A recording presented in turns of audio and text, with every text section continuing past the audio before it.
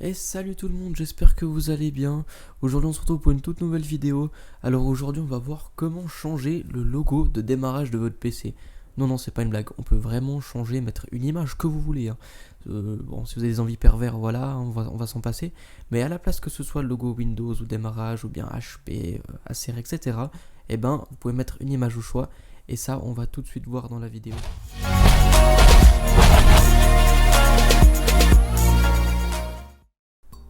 Donc déjà avant tout je tiens à m'excuser pour la qualité pas propre, hein. J'ai dû filmer avec l'iPhone vu que je filme un BIOS, c'était un peu compliqué de le filmer. Alors cette setup va vraiment varier selon votre PC, hein.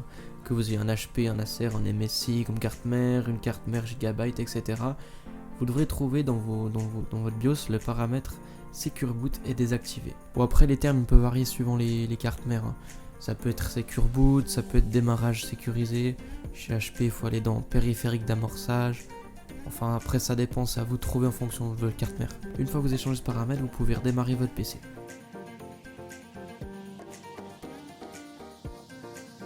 Alors normalement c'est le cas, mais vérifiez quand même dans vos informations système que votre démarrage soit bien en UEFI ou UEFI. Normalement c'est le cas si votre PC est assez récent, et si c'est pas le cas, vous pouvez le changer dans le BIOS. Pour commencer sur la partie PC, il faudra vous rendre sur le lien que je vous ai mis dans la description et télécharger le petit fichier .zip. Donc dans ce fichier .zip, il y aura littéralement tout ce qu'on a besoin.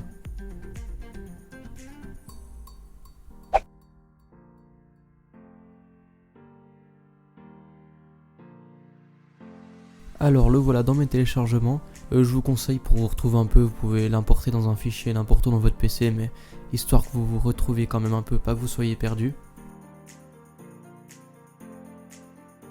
Pour être un peu moins embêté par la suite, je vous conseille d'extraire quand même le petit fichier.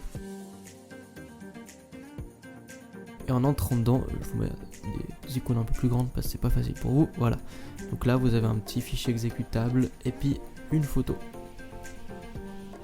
Donc en fait, sur quoi on va jouer, c'est cette photo là en fait. En fait, vous allez choisir une image que vous voulez. Donc moi par exemple, je prends mon ancien logo. Et vous allez ouvrir avec l'application photo. Donc elle est assez utile pour faire ce qu'on a besoin de faire. Donc dans les trois petits points, vous pouvez redimensionner la photo et mettez en format logo, c'est-à-dire 200 par 200 par exemple. Si vous avez une image rectangulaire, vous décochez la case, comme ça va reformer un peu l'image et vous enregistrez. Remettez exactement le même nom, comme ça au moins on est sûr que ça marche. Et surtout, vous allez sélectionner le format BMP. Et vous pouvez enregistrer directement dans le répertoire du petit exécutable, comme ça au moins ça remplace l'image et tout est prêt.